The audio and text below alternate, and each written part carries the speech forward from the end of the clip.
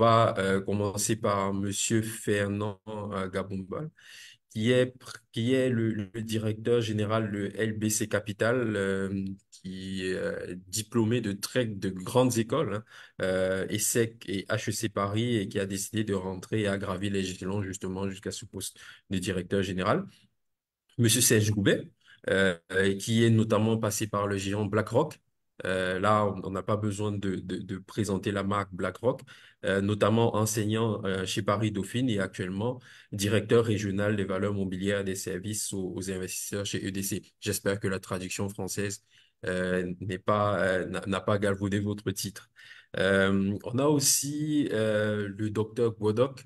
Aussi, on ne présente pas. Je pense que je pourrais mettre 5 minutes à présenter euh, tout le parcours de Monsieur Godot, qui est fondateur et président de Samba Assurance, chercheur, administrateur de plusieurs sociétés jusqu'en Afrique de l'Ouest, ancien ministre de l'État du Gabon, directeur général de nombreuses compagnies d'assurance, notamment au Congo avec NCA et NCA Vie, et cofondateur de SCG Re, qui a connu son IPO récemment et dont l'expérience nous permettra de mieux saisir de manière pratique le sujet. Et je vais terminer par le docteur Kofi, avocat au barreau de Paris et directeur des affaires juridiques et de la régulation à la COJUMAF, qui va nous éclairer sur les aspects de la réglementation et de la gouvernance.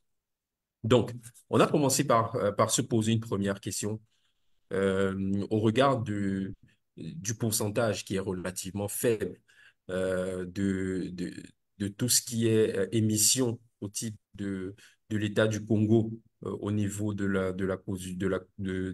BVMAC. Est-ce que ça dénote d'un manque d'intérêt? Non. Mais quelle peut être la nécessité?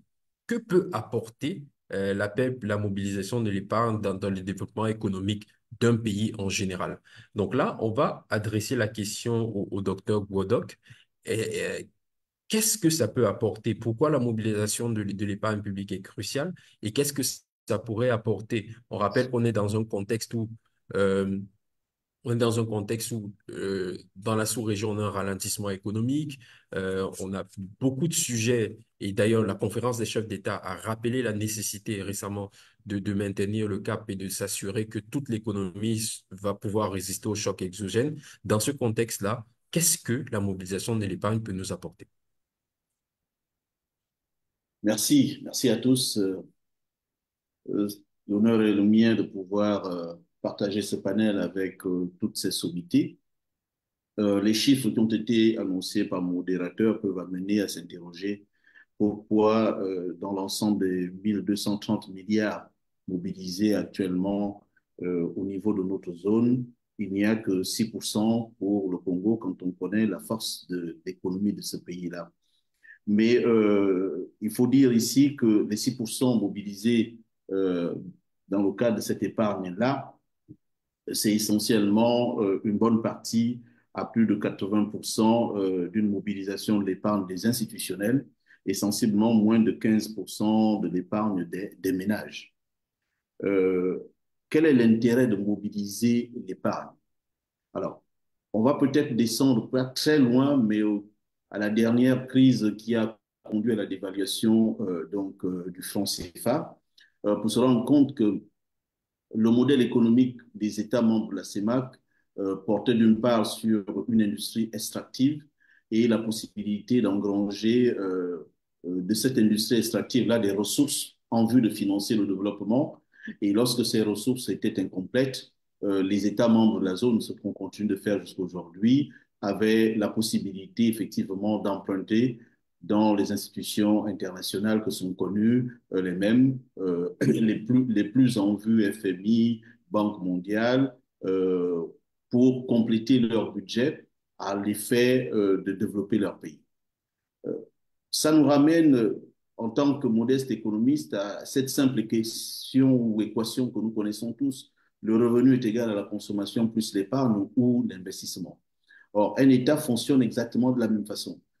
Si les revenus d'un État sont faibles, ne permettent pas de faire face à son niveau de consommation, l'État va pouvoir puiser sur son épargne antérieure à condition qu'il ait mis de l'argent de côté. À défaut, ben, si cette épargne n'existe pas, on va devoir aller chercher l'épargne là où il se trouve. C'est un peu le modèle économique que tout le monde adopte aujourd'hui. Quand on a une insuffisance de ressources, on va chercher des ressources pour différents objectifs, soit pour se développer, soit pour la croissance, soit également pour pouvoir atteindre des objectifs de développement favorables aux différents sujets liés aux politiques publiques dans nos différents États. Sauf que jusque-là, l'orientation quasi générale de nos États a toujours été d'aller chercher ce complément de ressources à l'extérieur, sur d'autres marchés, comme si en interne, cette épargne n'existait pas, ne pouvait pas être mobilisée par les canaux connus ou les canaux classiques en vue effectivement d'apporter un plus pour l'atteinte des objectifs de développement. L'épargne, il faut pouvoir le trouver, il faut pouvoir aller chercher l'épargne là où elle se trouve. Mais pour que cette épargne soit mobilisée, parce que c'est ça le problème, même si l'épargne existe, qu'on l'a en bas de laine chez soi ou dans différents outils ou placés dans différents instruments, pour pouvoir mobiliser l'épargne dans le cadre des marchés financiers, ça nous ramène un peu au thème de la semaine dernière. Pourquoi devrais-je, moi, faire confiance à l'État congolais et lui donner mes 1 million quand je sais que bon, bah, ils ont promis faire une route il y a 2 ans et je n'ai pas vu cette route. Ça, c'est le raisonnement effectivement du particulier. Ce n'est pas le raisonnement de l'institutionnel qui, lui, est beaucoup plus aguerri, qui a des éléments d'analyse qui vont lui permettre de se dire, bah, écoutez, si je fais cette opération, pour moi, c'est un placement. J'attends en retour effectivement des dividendes, j'attends en retour un certain nombre de produits financiers qui seront attachés. Mais le petit peuple, lui, ne se pose pas cette question-là. Déjà qu'il y a très peu, et quand il y en a, il y a cette absence de confiance vis-à-vis effectivement du marché financier. Il y a cette absence de confiance vis-à-vis de ceux qui portent effectivement les différentes opérations de mobilisation pour que l'épargne dans nos zones soit mobilisée. Aussi bien l'épargne des institutionnels, et je chute par là, et l'épargne effectivement des particuliers, il est nécessaire que la confiance soit qu'elle existe, qu'il est nécessaire que l'usage qui sera fait des ressources ainsi collectées puisse être effectivement connu, surveillé, qu'il y ait un problème de gouvernance derrière.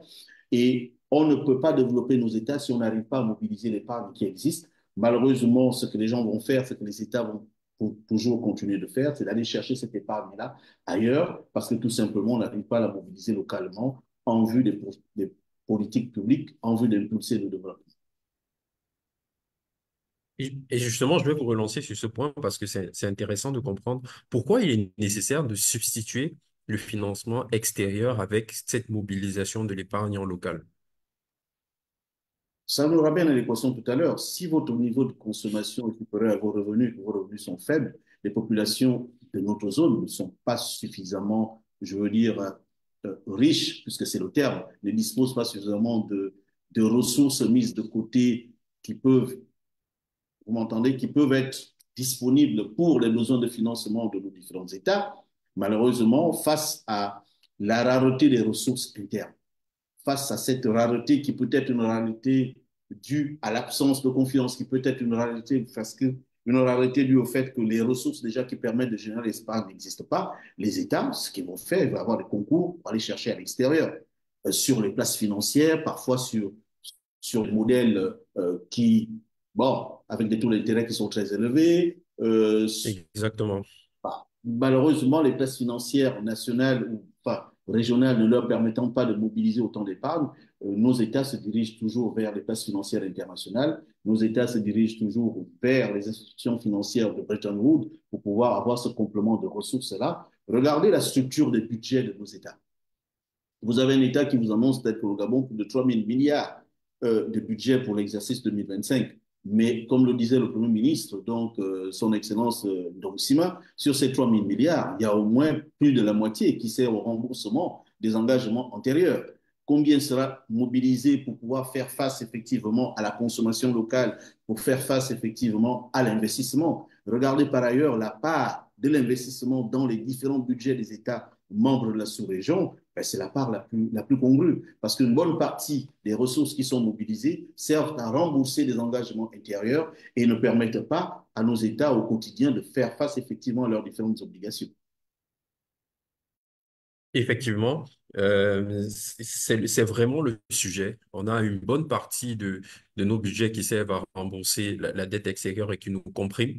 Mais justement, on a besoin d'investissement. On va revenir un peu à la République du Congo avec Monsieur Gabumba pour voir quels sont les besoins précis de la République du Congo, déjà en termes de financement. Déjà, quelles sont les sources de financement actuelles et principales de la République du Congo et comment justement l'épargne publique peut être drainée dans le cas du Congo. Donc, on commence par les besoins de financement de l'État pour les projets structurants. Merci beaucoup, Monsieur Nguijol. Pour parler des besoins de financement de l'État du Congo, j'aimerais commencer par présenter un peu le cadre, la situation macroéconomique du pays. En fait, malgré la situation Exactement. qui est quelque peu difficile dans la sous-région actuellement, les dernières données de la Banque centrale montrent que la situation économique congolaise se caractérise par une poursuite des investissements dans le secteur pétrolier et le regain des activités dans le secteur hors pétrole. Tout cela dans la poursuite de la mise en œuvre du programme de facilité de crédit élargi signé avec le FMI. Et c'est dans ce contexte-là que depuis 2022, le pays avait adopté un plan national de développement 2022-2026, un projet qui traduit la volonté des autorités à conduire vers une économie beaucoup plus dynamique avec une inclusion sociale dans la solidarité et la paix.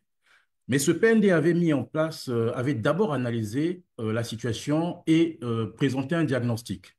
Au plan économique, le Congo est encore sujet au, au choc lié aux fluctuations des prix des matières premières, dont le pétrole, qui est notre principale ressource.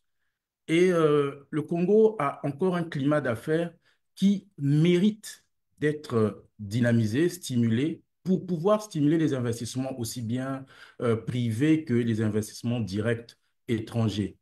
Nous avons aussi un problème de développement d'infrastructures de base, l'énergie, la communication, qui sont des éléments essentiels dans le cadre du développement économique.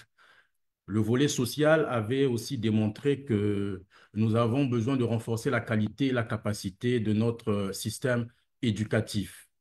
Tout cela, mis bout à bout, nous permet de conclure que le PND nous a emmené à identifier 6 piliers majeurs de développement du pays. Il s'agit du secteur de l'agriculture au sens large, du secteur de l'industrie, du développement des zones économiques spéciales, du développement du tourisme, de l'économie numérique et de la promotion immobilière, avec un accent particulier dans le développement d'infrastructures intégrées qui aideraient in fine, à la création de valeur. Et ce PND a été budgétisé à plus de 8 000 milliards de francs CFA en coût annuel moyen. Et dans ces 8 000 milliards, vous avez 2 400 milliards qui sont déjà acquis, comme financement acquis.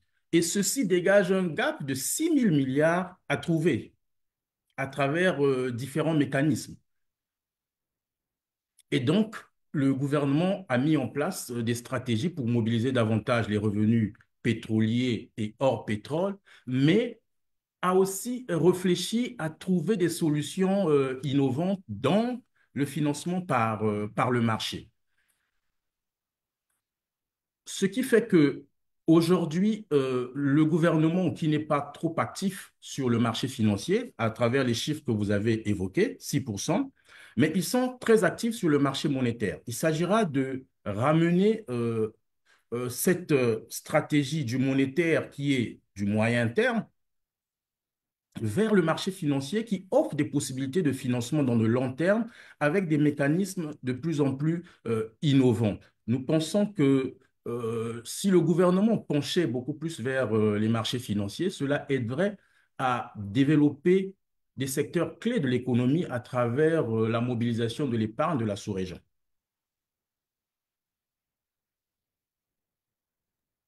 Oui, c'est des chiffres très intéressants. Oui. Oui, oui, Oui, je disais que c'est des chiffres très intéressants. Savoir qu'effectivement le gap a été identifié. Je pense aussi que dans le document stratégique qui avait été émis par le Congo il y a quelques années, on parlait effectivement de l'épargne dans le document stratégique pour la croissance et la réduction de la pauvreté. Parlait effectivement de la croissance de l'épargne comme une source importante justement pour financer les grands projets. On a noté 8 000 milliards de francs CFA. On a noté que les sources actuelles de financement sont beaucoup plus vers le monétaire, aussi vers les financements externes. Il est important, d'après nos échanges avec le docteur Godot tout à l'heure, de pouvoir substituer ces financements-là, les financements extérieurs avec l'épargne intérieure. D'ailleurs, vous-même, vous l'avez soulevé. Mais il y a un point qui a été relevé par Monsieur Godot tout à l'heure, c'est pourquoi faire confiance à l'émetteur. C'est un vrai sujet. Il est question de mettre en place évidemment un dispositif à la fois réglementaire, institutionnel et un dispositif de bonne gouvernance. Et là, on va se tourner vers le docteur Kofi pour voir de ce point de vue-là, tous les objectifs qui ont été énoncés. On a entendu les 8 000 milliards, on a entendu la conférence des chefs d'État récemment parler des défis structurels de notre économie et le développement du marché financier. En termes de cadre réglementaire et institutionnel, qu'est-ce qui est mis en place pour pouvoir adresser les sujets de confiance vis-à-vis de nos différents émetteurs? Alors, merci à tous, bonjour. Effectivement, au niveau du cadre réglementaire applicable au marché financier, à ce jour, ce qu'il faut dire d'entrée de jeu, c'est que l'appel public à l'épargne constitue la procédure la plus, comment dire, la plus indiquée pour aujourd'hui aux yeux du régulateur pour réaliser les missions qui sont les siennes, à savoir développer le marché financier, mais également permettre que l'inclusion financière dans la sous-région se fasse. Donc, c'est à travers cette procédure que peut être réalisé ces objectifs du régulateur-là. Cela traduit quel est l'importance de ce mécanisme pour le régulateur, donc qui aujourd'hui a consacré un certain nombre d'instruments à cette activité. On a tout d'abord le règlement CEMAC du 21 juillet 2022, qui est le texte de base qui organise le marché financier, qui consacre d'importantes dispositions à la procédure d'appel public à l'épargne, et également le règlement général de la COSMAF, qui a été adopté un an plus tard en 2023, et qui vient détailler les différentes étapes, notamment les éléments que doit contenir le document d'information des acteurs qui font appel public à l'épargne, des émetteurs, pardon, qui font appel public à l'épargne. Alors, ces deux tests de base ont été complétés en fin d'année dernière, en décembre 2023, par deux instructions qui ont été adoptées par la COSMAF, à savoir l'instruction numéro 04 qui est relative aux modalités et au contenu du dépôt du dossier d'appel public à l'épargne, et l'instruction numéro 05 de la même date de 5 décembre 2023 qui elle, est relative au contenu du document d'information de l'appel public à l'épargne. Alors, pour ça, c'est d'entrée de jeu, donc ce qu'il faut indiquer comme base de l'appel public à l'épargne. Si on va un peu dans les tests, on comprend qu'il faut compléter ces tests-là par l'acte uniforme OHADA, qui est là-bas la réglementation générale de l'appel public à l'épargne, et qui pose la définition même de cette procédure. Donc, de l'acte uniforme OHADA, on retient que l'appel public à l'épargne, c'est une procédure par laquelle un émetteur, que ce soit une entreprise, que ce soit un État ou une collectivité territoriale, procède à la levée de capitaux sur le marché financier régional en procédant soit à son admission à la cote de la BVMA, soit en offrant des titres publics selon certaines modalités. Et donc, comme acteur du marché de l'épargne, comme émetteur, donc on a trois profils. Les États, les démembrements des États et les émetteurs privés. Ce sont là les trois entités qui, sur notre marché, sont autorisées à faire appel public à l'épargne. De même, il faut noter que le champ de l'appel public à l'épargne a été élargi par les nouveaux tests que j'ai évoqués tantôt. Donc, champ qui a été élargi pour couvrir aussi bien les émissions de jetons numériques que les émissions de sous et les émissions d'obligations vertes, sociales et durables. Donc là, ce sont là les innovations des tests que j'ai évoqués tantôt, notamment le règlement CEMA de 2022 qui élargit le champ de la publique à l'épargne pour couvrir ces trois autres champs. Sachant que pour faire appel public à l'épargne, l'émetteur doit quand même remplir un certain nombre de critères. D'abord, les critères d'ordre financier. Les critères financiers, c'est d'abord pour les entreprises, c'est le capital social minimum qui doit être de 100 millions de francs CFA, capital qui doit être intégralement souscrit. Alors, pour celui qui veut faire diffuser son émission à la code de la BVMA, il faudra remplir un certain nombre de conditions en fonction du compartiment qui est visé à la BVMA, sachant que la BVMA dispose à ce jour de trois compartiments. Un compartiment grandes entreprises, un compartiment PME, un compartiment obligataire. Donc, pour chacun de ces compartiments, il y a des règles, des exigences financières spécifiques en termes de capitalisation boursière, d'années bénéficiaires, etc. Autres préalables sont les préalables managériaux qui s'appliquent à la publique à l'épargne. Pour faire appel public à l'épargne sur notre marché, il faut avoir une existence légale, ça veut justifier d'un registre de commerce. Il faut également que la société soit constituée sous une forme précise. La forme en question, c'est celle de société anonyme. Je parle là des sociétés, je ne parle pas des émetteurs publics qui ne sont pas concernés par ces dispositions-là. Donc, pour une société privée qui fait appel public à l'épargne, elle doit obligatoirement être constituée sous forme de société anonyme.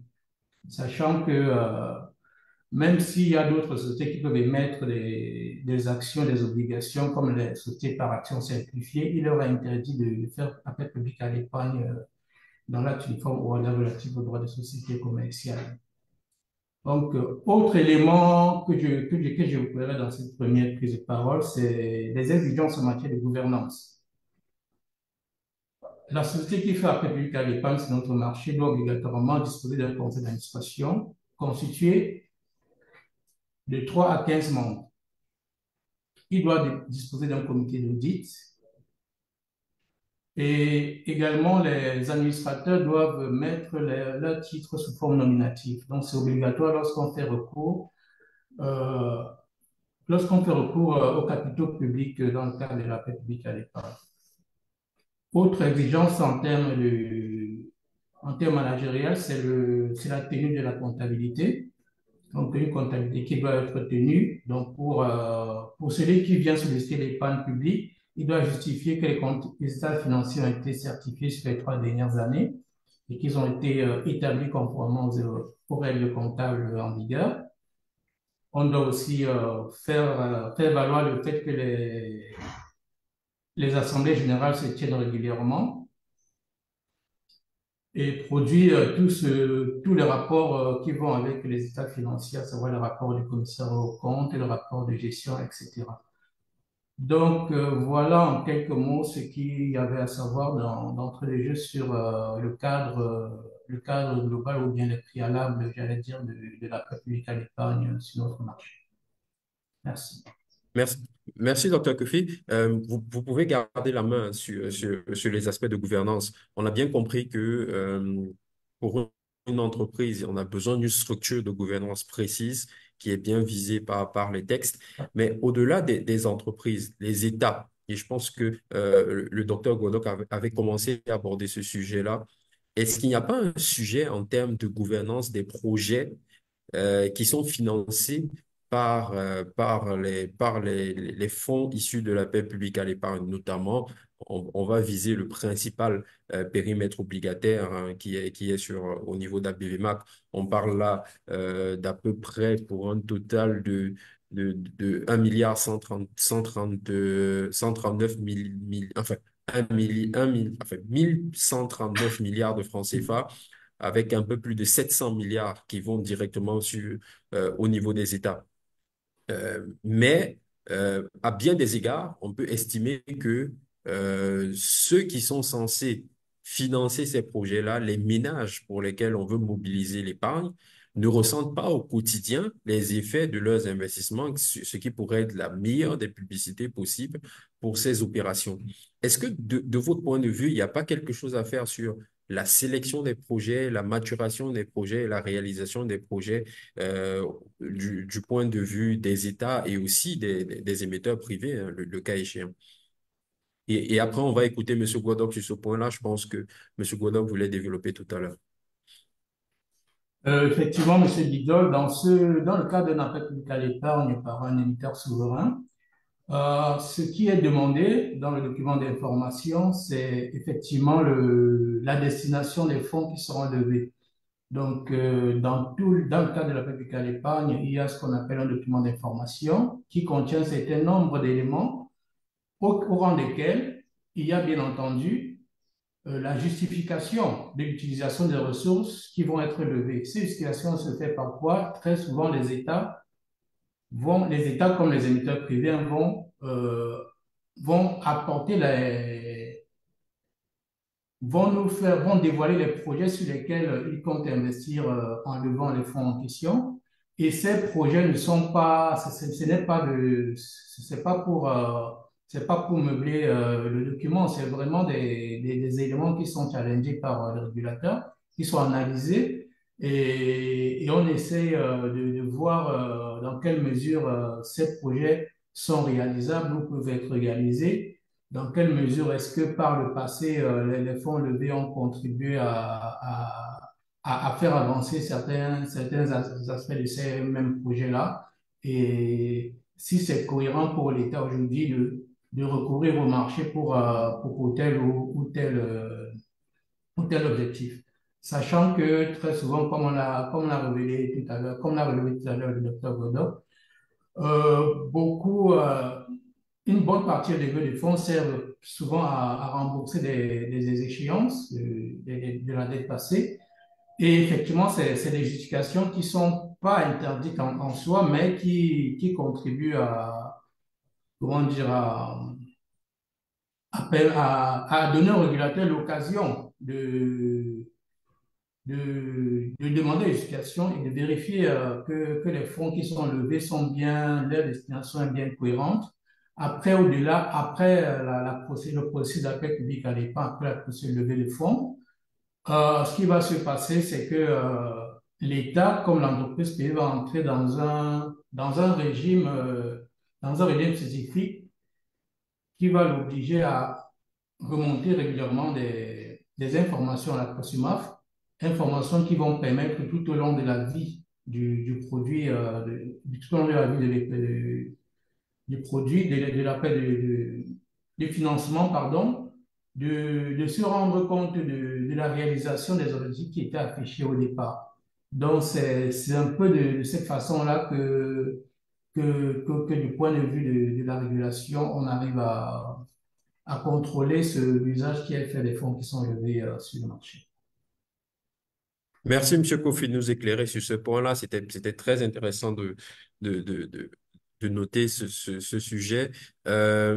Monsieur Godot, vous aviez commencé à évoquer ce point dans votre première prise de parole. Est-ce que vous avez quelque chose à rajouter dessus sur la gouvernance et les projets? Non, non, je me range entièrement à ce que venait de se dire, hein, le représentant de la COSIMAF, pour l'avoir vécu dans le cadre de l'opération d'IPO d'un opérateur privé, en l'occurrence la SCGR en 2023. Le régulateur, et au-delà du régulateur, les États ont bien mis en place une réglementation particulière qui permet de garantir une certaine confiance à travers, par exemple, le document d'information qui est un document fortement challengé, je précise, vraiment très bien challengé par la COSUMAF. On a l'impression qu'il regarde tout à la virgule près parce que c'est ce document d'information qui est le contrat de confiance entre l'émetteur et l'investisseur. Et au milieu, celui qui est en charge de la protection effectivement des droits et des investisseurs, ben, c'est le régulateur qui est la COSUMAF. À partir de ce moment-là, il incombe à la COSUMAF et c'est sa responsabilité, voire même sa figure, sauf si je me trompe, dans le cadre de cette mission, de s'assurer que peu importe la qualité de l'émetteur, euh, l'opération qui est présentée sous forme d'appel public à l'épargne, que ce soit pour mobiliser les capitaux sous forme d'actions ou sous forme d'obligations, permettent la protection des différents investisseurs. Et c'est ça qui est un gage de confiance.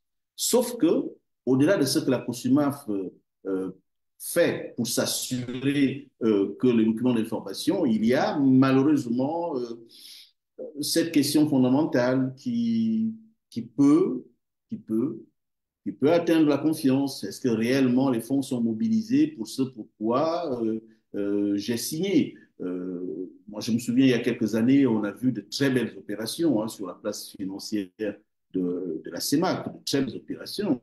L'une d'entre elles visait, entre autres, à participer, à faire, on va dire, un investissement public dans ma zone. J'attends toujours cette route jusqu'à aujourd'hui. Ouais. Mais derrière, la COSUMAF a fait son job. Maintenant, la limite du job de la COSUMAF, c'est que si la COSUMAF peut facilement agir sur les opérateurs privés, quel est effectivement son pouvoir sur ceux qui ont permis la mise en place de la COSUMAF?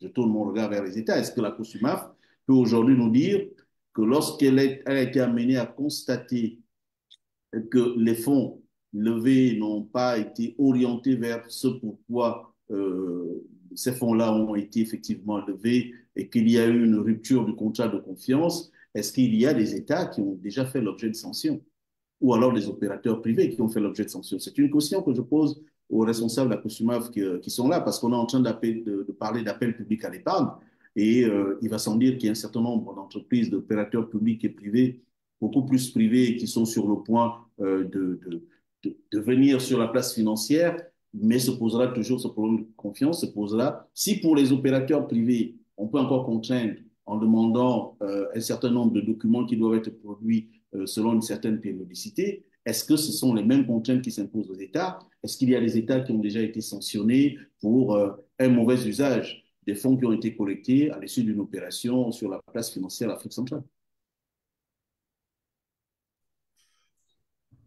Alors, Effectivement, sur la dernière partie de votre observation, pardon, Monsieur Kofi, vous voulez réagir sur ce point-là? Je peux oui, vous bien laisser sûr. aller, je peux vous laisser y aller. Allez-y, allez-y, allez-y. Alors, je voulais rebondir à la Après, on question. regardera le point spécifique du Congo avec Monsieur Gabumba. D'accord, je voulais juste rebondir sur l'interpellation du docteur Godot, sur la question de savoir si la COSMAF a déjà eu à intervenir à la suite de l'usage que les États font des fonds qui sont levés sur le marché. Effectivement, le visa accordé à une opération d'appel public à l'épargne ce n'est pas une fin en soi. Ça dit que la COSMAF ne s'arrête pas au moment de la délivrance du visa. C'est-à-dire qu'on suit la vie, on suit la vie de l'opération. C'est-à-dire même lorsque le visa est accordé, on peut toujours intervenir pour l'arrêter ou bien pour corriger des choses lorsqu'il se trouve que lorsqu'on se rend compte que la destination des fonds, il n'y a pas que les fonds, mais la destination des fonds n'est pas bien, ou bien l'opération même en elle-même ne se déroule pas selon ce qui a été promis aux investisseurs à travers le document d'information. Ça arrive assez souvent, c'est déjà arrivé sur le marché, même tout récemment.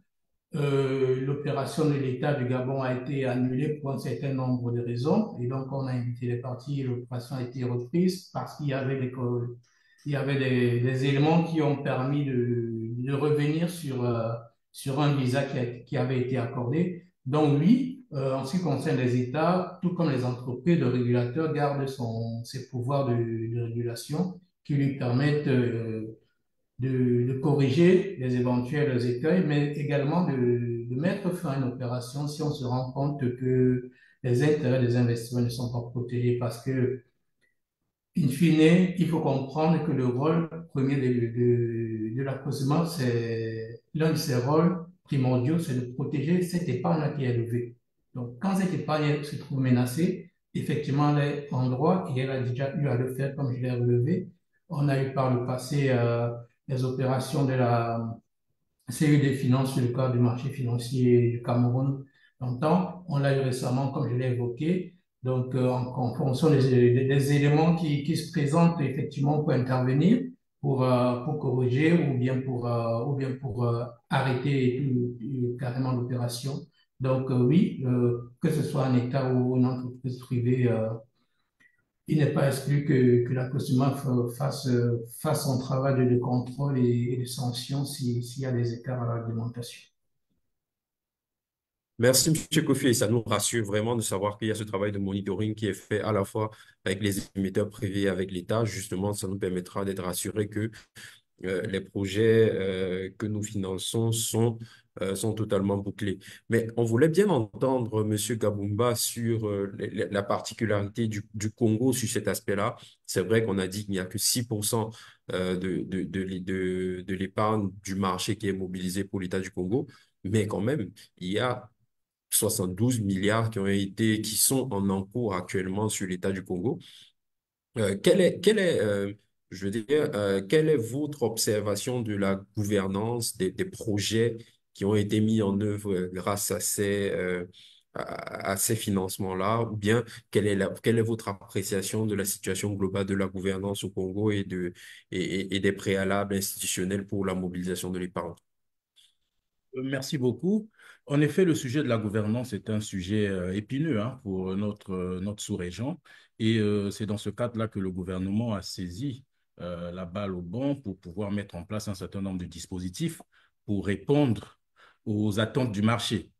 Nous avons depuis quelques années observé tout un cadre réglementaire qui a été mis en place et même la création d'un ministère d'État chargé du contrôle qui s'appuie sur deux lois principales. Il y a une loi qui est appelée loi numéro 31 d'orientation de la performance de l'action publique. En fait, cette loi détaille ce que tous les organes de l'État doivent suivre comme action pour essayer de contrôler les déviances et les actions qui seraient répréhensibles par la loi.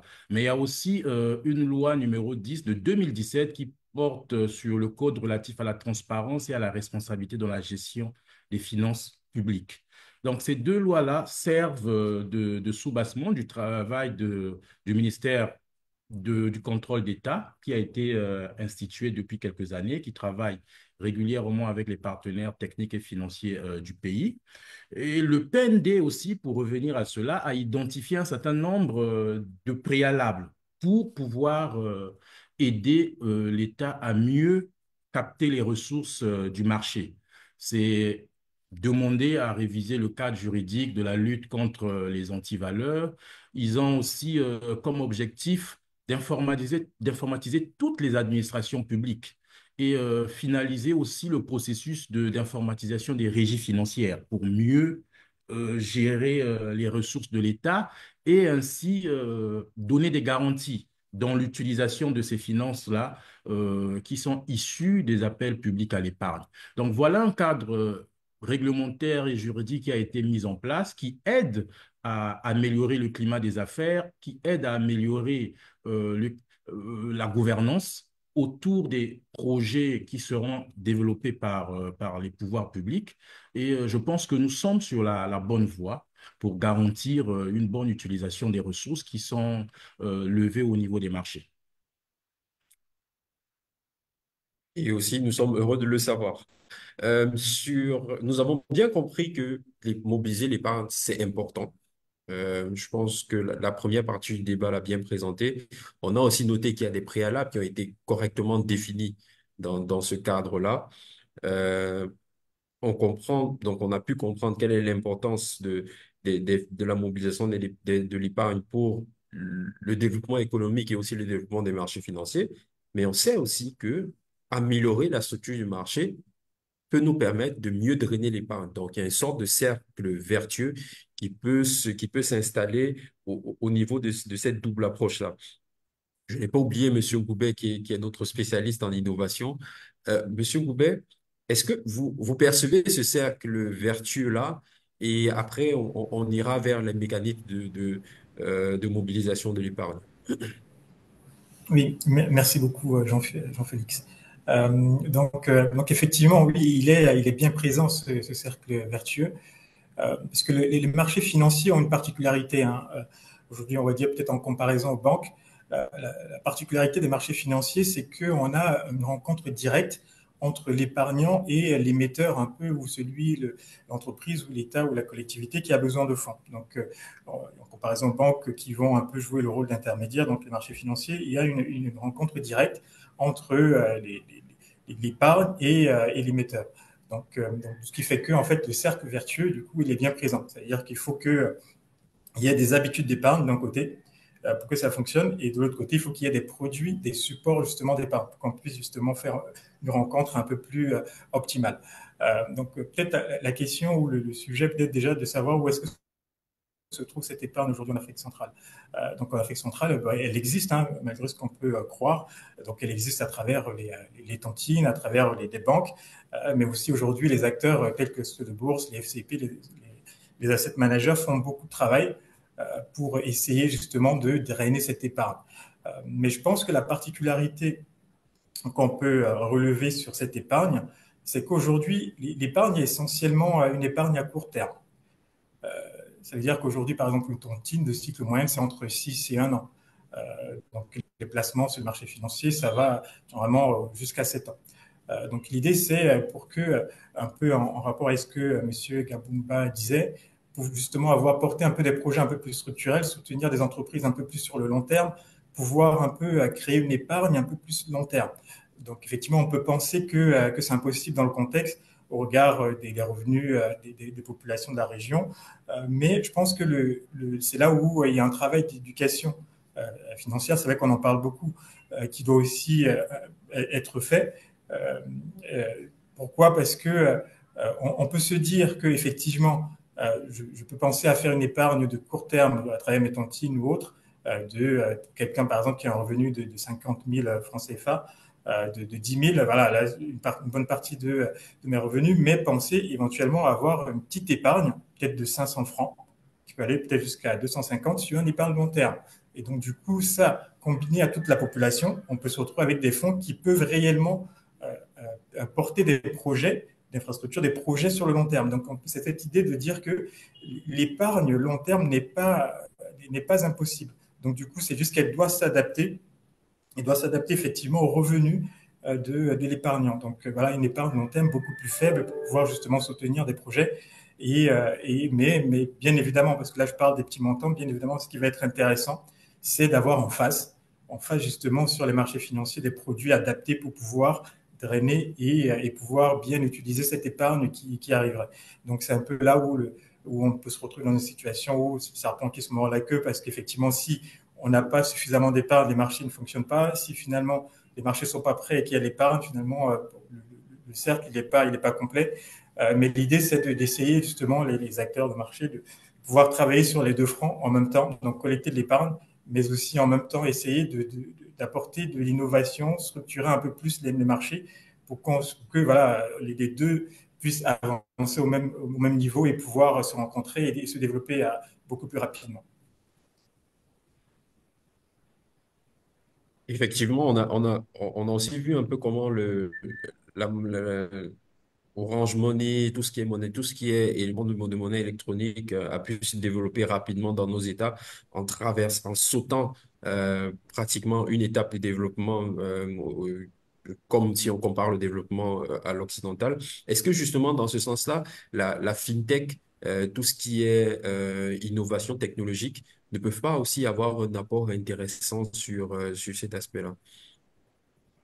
Oui, tout à fait, tout à fait. C'est vrai que l'Afrique a en général, l'Afrique centrale, cette opportunité de pouvoir s'appuyer un peu sur la technologie, comme vous l'avez dit, pour faire un saut et ne pas passer par toutes les étapes par lesquelles certains pays sont passés et tout de suite arriver à fournir des services et couvrir une population plus large. On a parlé du mobile money par exemple. Donc effectivement, aujourd'hui, on voit qu'il y a un essor nous, sur les marchés, on en rencontre des fintechs, même si aujourd'hui, le développement, ce qu'on voit, il est encore plus sur les solutions de paiement. Donc c'est vraiment l'essor, il est sur les solutions de paiement depuis plusieurs années. Et donc, on voit venir un peu des solutions, des fintechs sur l'aspect des marchés financiers. Il y en a quelques-unes, il y en a qui arrivent, mais effectivement, c'est quelque chose qui prend un peu plus de temps à arriver, qui est un peu en ligne avec aussi le développement de nos marchés. Je pense que ce qui va être très, très important à observer et, et surtout à nous, acteurs de marché, à faire, c'est aussi s'organiser entre différents corps de marché pour il y ait une structure dans le chemin d'investissement, dans les supports d'investissement, dans les acteurs qui fournissent ces services d'investissement. Donc, de savoir que voilà, quel est le point d'entrée le plus optimal pour un particulier quand il veut investir, quand il veut placer, est-ce que c'est une gestion par quel produit, est-ce que c'est une structure de bourse par quel produit, pour que justement, voilà, ce soit clair et peut-être le régulateur également aura un rôle à jouer, à mon sens, justement, l'idée de clarifier et bien ségréguer les différents rôles pour que, en fait, le parcours d'investissement pour un épargnant soit le plus fluide possible et que l'écosystème aussi soit le plus fluide pour que voilà, ce soit optimisé, ça rentre par là, cet acteur-là, qui travaille avec cet acteur-là, qui travaille avec cet acteur-là. Donc, il y a déjà nous avons déjà les bases, parce que les sociétés de bourse, ce sont les intermédiaires qui ont accès à la bourse et fournissent ce service à la bourse. Mais voilà, il y a quelque chose aussi à faire par les acteurs, un peu mieux communiquer, structurer et organiser un peu l'écosystème des marchés financiers. Exactement. On note que vous parlez d'une association ou bien d'une bonne entente entre les différents acteurs. Vous avez aussi parlé d'inclusion financière. On a la chance d'avoir un acteur totalement étranger au marché financier, peut-être qui n'est pas agréé par la cause UMAF, mais on a Samba Assurance qui fait de l'assurance, de la micro-assurance. Donc, on est là dans le cadre de l'inclusion financière et au même titre que la microfinance. Monsieur Godot, dans le cadre de l'inclusion financière, qu'est-ce qui peut être fait justement de votre point de vue de promoteur d'une entreprise qui est vraiment dans ce domaine-là pour mobiliser l'épargne? Il y a des produits d'épargne dans ce sens-là qui peuvent être développés dans la micro-assurance. Mais effectivement, sur ce point-là, on aimerait entendre votre expérience sur les travaux relatifs à l'inclusion financière. Alors, pour ce qui est donc de l'inclusion financière dans la zone, il faut constater que elle a été jusqu'à l'avènement de Samba Assurance Gabon SA, de mon point de vue, incomplète. Le mouvement inclusif est né en Inde et il s'est toujours développé sur deux piliers, c'est-à-dire la microfinance et la microassurance. Or, des sociétés de microfinance ont été agréées par le régulateur dans notre zone, sans pour autant qu'à côté, l'ensemble des populations liées par cette inclusion financière ne puissent avoir une offre assurantielle adaptée à leurs revenus, adaptée à leurs conditions de vie et qui puisse leur permettre de mobiliser suffisamment non seulement de l'épargne en vue du financement de l'activité économique, mais également d'obtenir des garanties financières pour la protection de leur activité. Nos États ont tous, de façon en général, défini un secteur que l'on appelle le secteur informel. Bah, c'est un secteur informel. C'est étrange que ce secteur dit informel paye quand même un minimum de taxes aux différentes municipalités dans nos États.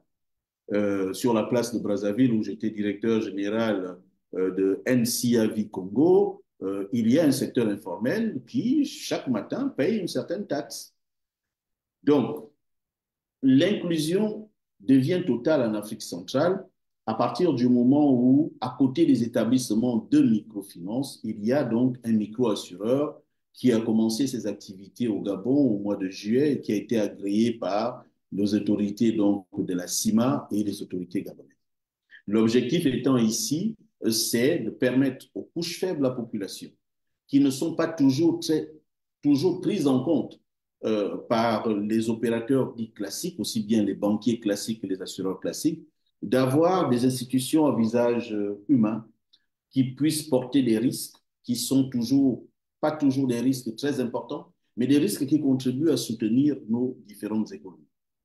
Pour que l'inclusion puisse être un atout pour les marchés financiers et mobilise suffisamment d'épargne, de mon point de vue, il faut un minimum de conditions. La première d'entre elles, c'est l'éducation financière. Il faut que les populations soient financièrement éduquées sur le fonctionnement du marché financier, les outils qui existent sur le marché financier et comment peut-on partir d'une tontine classique dans un quartier et de se dire, au lieu de conserver ces fonds en bas de laine, nous pouvons les investir dans tel ou tel type d'opération. Éducation financière. Et là, ça relève, selon les missions de la COSUMAF. Là, nous sommes entre nous. Quand tout à l'heure, je venais de pointer le nombre de personnes qui sont enregistrées sur ce webinaire. Je n'ai pas vu le cultivateur du fin fond de Moulengi Binza au centre du Gabon parce qu'ils ne se sentent pas intéressés. Nous parlons peut-être également dans un langage auquel ils ne peuvent pas accéder. Cette éducation financière va nécessiter, si l'on veut que les populations puissent mobiliser suffisamment de ressources, même si elles n'en ont pas beaucoup, il faut que le message que nous portons atteigne ces populations. Et c'est ça l'avantage de toutes les institutions qui sont dans le secteur inclusif. Les établissements de microfinance, vous les trouvez dans tous les quartiers, quasiment sur l'ensemble du territoire national. L'objectif de Samba, c'est d'être présent à travers donc, ce réseau-là auprès donc, des populations via les établissements de microfinance. J'ai parlé de l'éducation financière, j'ai parlé de l'innovation.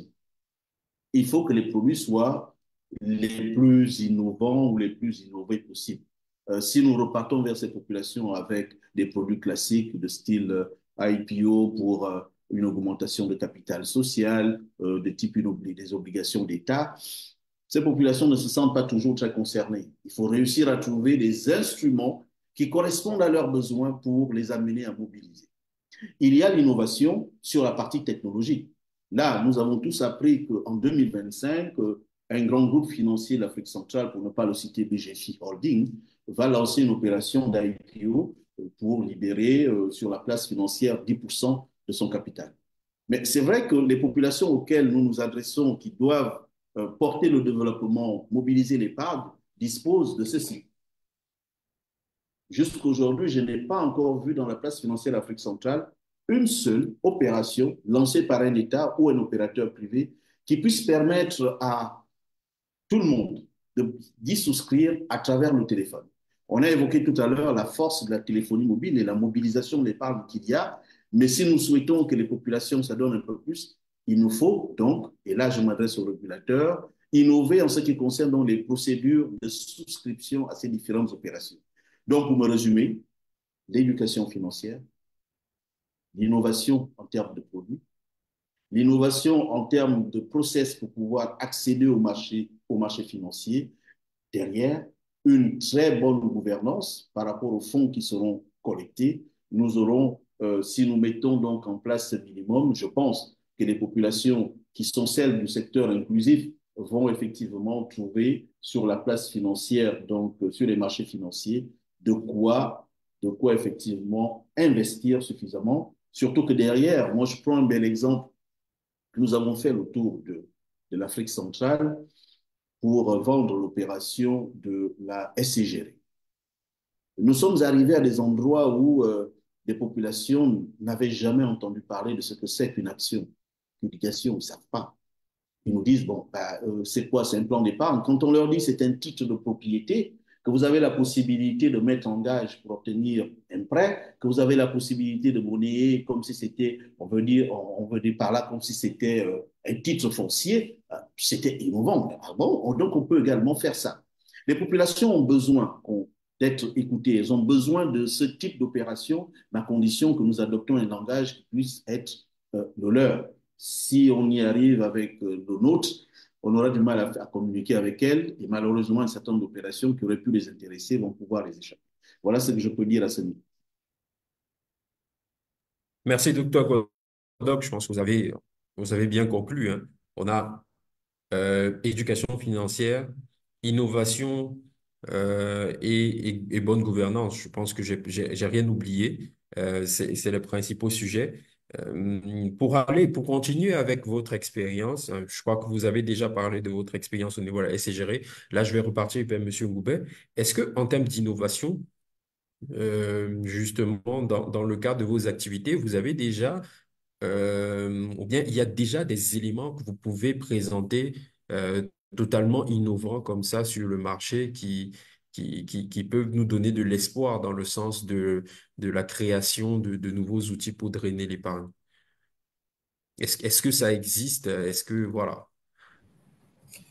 Oui, oui, tout à fait. Bon, je ne peux peut-être pas présenter en détail les sujets sur lesquels Ou non, pas en détail, nous pas en travaillons, détail, pas en détail. mais je peux vous assurer qu'effectivement, nous, on travaille pas que au sein de DC, hein, mais avec les différents acteurs, parce qu'on ne peut pas faire sans le régulateur, sans consulter la COSUMAF, mais également la BVMAC. Donc, c'est les sujets qui sont abordés, c'est les sujets de place. Donc, justement, pour apporter des innovations en termes de produits et de process également dans ce qu'on peut offrir aujourd'hui sur les marchés. Donc, oui, effectivement, nous avons quelques sujets qui sont aujourd'hui prévus. Peut-être un qui est porté quelque part un peu par la BVMAC, la possibilité de pouvoir introduire des OPC en bourse, donc qui vont permettre de pouvoir échanger des parts d'OPC directement sur les marchés.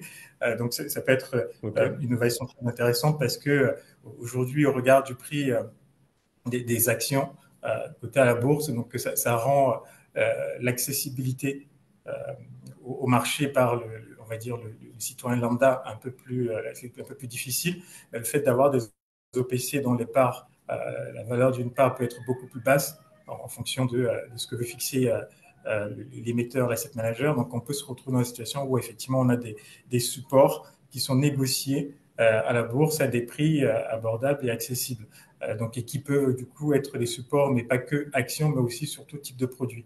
Donc, il y a des choses aujourd'hui qui sont en discussion, qui sont en étude, hein, donc, et qui vont impliquer les différents acteurs, hein, donc, qui vont impliquer j'ai mentionné la BVMAC, la COSUMAF, aujourd'hui, c'est déjà prévu dans les textes, mais également les dépositaires centrales. Donc, il y a toutes les différentes parties prenantes doivent bouger.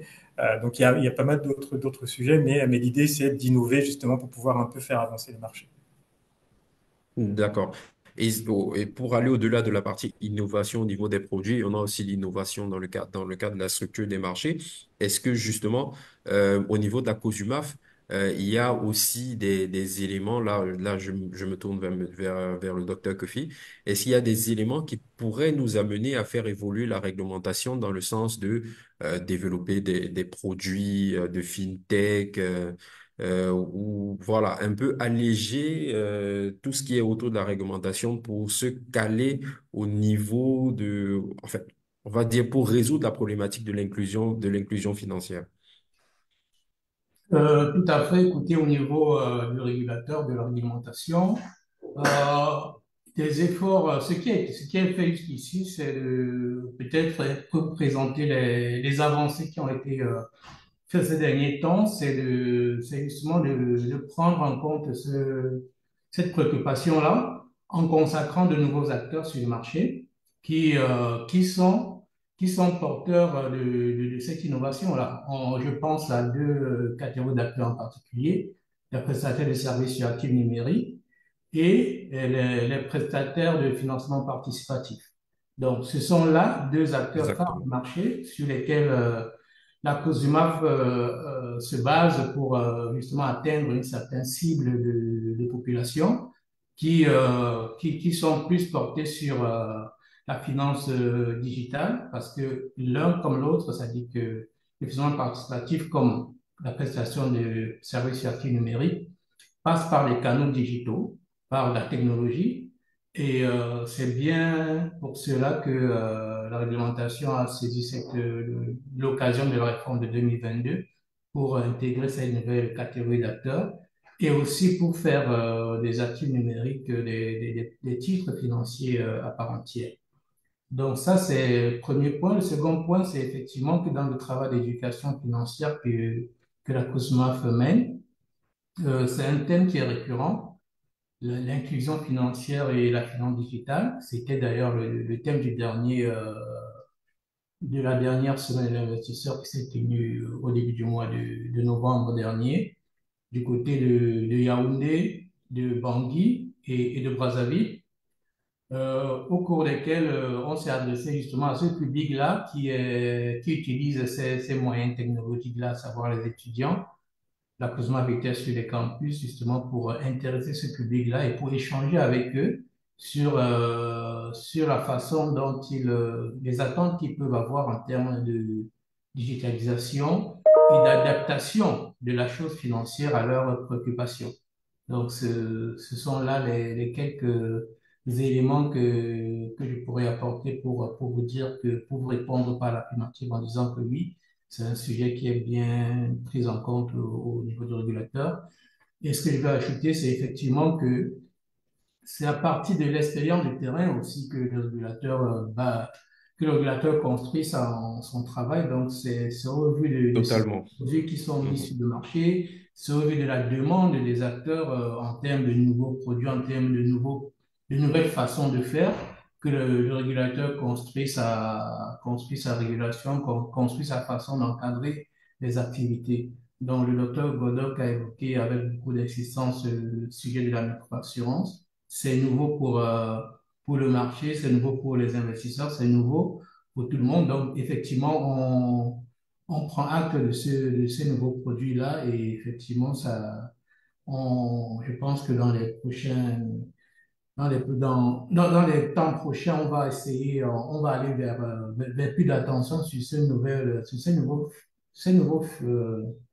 ce nouveau pilier de l'investissement de l'épargne populaire, parce que si j'ai bien compris, c'est un produit qui est destiné à des couches de la population larges, mais également sur des produits qui va permettre d'assurer des produits du quotidien. Donc, c'est ça l'idée de la microassurance. Et donc, si ça doit être distribué à une large échelle, effectivement, ça interpelle le régulateur sur la façon de faire pour encadrer, pour que le public qui va investir sur ce type de produits d'investissement soit protégé. Merci. Donc, merci, Monsieur Kofi. Pour aller directement, ou bien, disons, on va revenir au cas spécifique du Congo sur ces différents sujets. Euh, L'innovation, euh, que ce soit au niveau, en termes de produits, en termes de structure, et surtout, ce qui va nous intéresser en bout de chaîne, c'est l'orientation des fonds collectés. Est-ce que justement, Monsieur Gabumba, vous avez un retour d'expérience sur ce qui se passe actuellement au Congo? Vous êtes un peu nos yeux et nos oreilles sur le terrain en termes d'innovation, quelle est la dynamique actuellement sur le marché du Congo? Est-ce qu'on est sur un marché qui a cette appétence-là pour l'innovation? Est-ce qu'on a déjà des expériences précises? Est-ce qu'on a déjà des projets qui ont été financés dans ce cadre-là, dans ce cadre innovant que nous voulons tous pour la sous-région? Merci. Ben, écoutez, le Congo n'est pas en reste, hein. Le Congo a une certaine appétence sur tout ce qui est nouvelle technologie, tout ce qui est produit innovant. Le docteur parlait de la microfinance. Le Congo a un réseau de microfinance qui se développe et on espère que la microassurance aussi va bientôt s'installer pour pouvoir toucher toutes les couches de la population. Les projets sont là, même si en dehors de l'État qui a fait deux sorties sur le marché financier, au niveau du Congo, nous n'avons pas encore d'acteurs qui se projettent sur le marché financier à la recherche de financement. Mais ici, c'est le lieu indiqué pour dire que cela est en train de changer. Nous sommes en train de travailler à pousser les acteurs économiques à aller vers les marchés financiers à utiliser des systèmes de financement innovants. Nous avons pour cela un cas très pratique pour aborder le point sur les projets de financement et l'impact économique de ces projets-là. Nous avons un acteur majeur de l'économie congolaise qui est la Société nationale des pétroles du Congo, qui a décidé, dans le cadre de son projet de financement sur les 3 prochaines années, d'aller vers les marchés, le marché de la sous-région. C'est un projet de plus de 300 milliards de francs CFA et nous avons travaillé avec cet acteur majeur de l'économie congolaise à les orienter vers le marché sous-régional parce que nous avons présenté des arguments qui s'entendent. Les taux actuellement sur le marché régional sont beaucoup plus intéressants que sur le marché international. Et cet acteur-là a fait le pari de faire confiance au marché de la sous-région à travers la mobilisation de l'épargne domestique. Donc, nous avons petit à petit des acteurs qui comprennent l'intérêt d'utiliser des mécanismes de financement innovants, d'oublier ou, entre guillemets, de ne pas trop se focaliser seulement au financement bancaire, mais de regarder du côté des marchés financiers. Nous pensons que c'est une dynamique qui va s'intensifier et qui pourra aider au développement de nos économies. Merci, Monsieur Kirumba, pour ce retour d'expérience du Congo. Bon, on va faire une petite synthèse de tout ce qu'on s'est dit et très rapide parce que ça a déjà été bien fait par Monsieur Godok dans sa dernière prise de parole.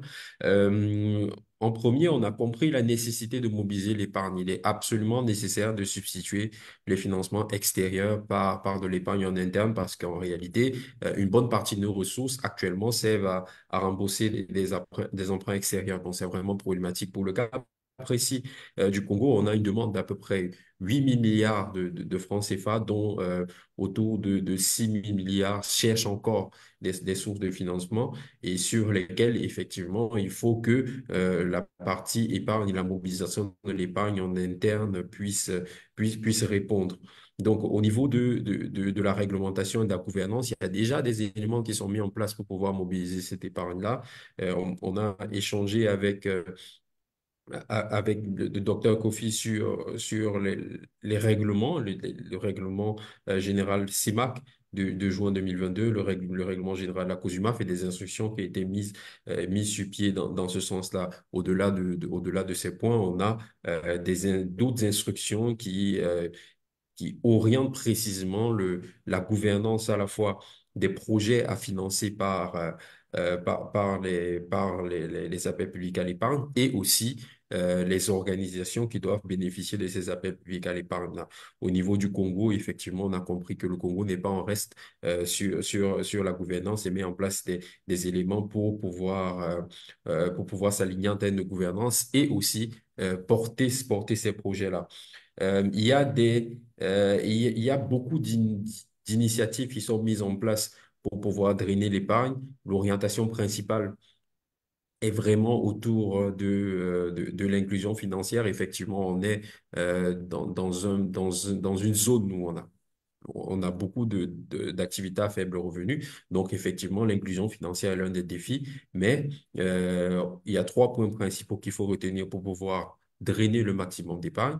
C'est l'éducation financière, l'innovation en termes de produits, l'innovation dans les structures de marché et les textes et l'amélioration de la gouvernance.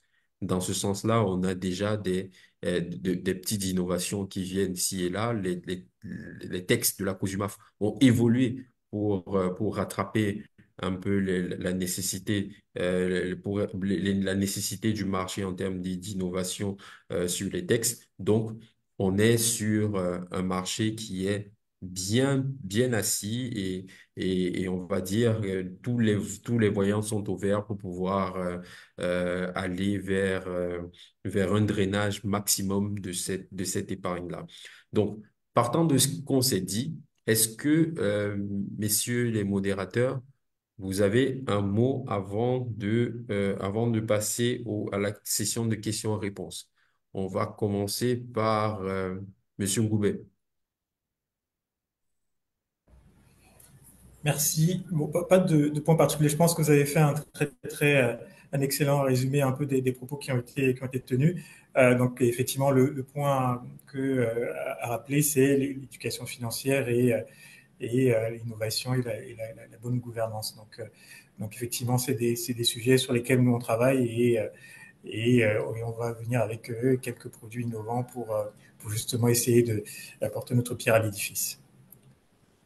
Nous comptons sur vous. Nous comptons sur vous. Monsieur Gabumba? Oui, oui, je tenais à juste indiquer que nous, acteurs du marché, hein, nous n'allons pas baisser les bras et continuer à travailler avec les autorités, aussi bien la COSUMAF que les gouvernements des 6 États de la CEMAC, pour mettre en place les conditions qui permettraient de mieux collecter l'épargne domestique, afin qu'elle contribue à travers le marché financier, à contribuer au développement de nos différents États. Merci. Merci, Monsieur Gabumba. Et on attend vraiment les impacts de ces échanges-là et il est important que le marché évolue dans le bon sens. Docteur Godok? Bah, écoutez, moi, je vais terminer sur quelques conseils en rapport avec la notion d'appel public à l'épargne. En tant que professionnel, nous savons que pour ce qui est de l'appel public à l'épargne, c'est une introduction en bourse par appel public à l'épargne, lever des fonds sur le marché financier. Lorsqu'on est un opérateur de type privé, nécessite quand même un certain nombre de conditions au-delà du simple fait qu'il faut obtenir l'agrément du régulateur. Il y a une phase préparatoire, puisque tout à l'heure, l'intervenant du Congo nous informait qu'une société congolaise va bientôt faire cette opération-là.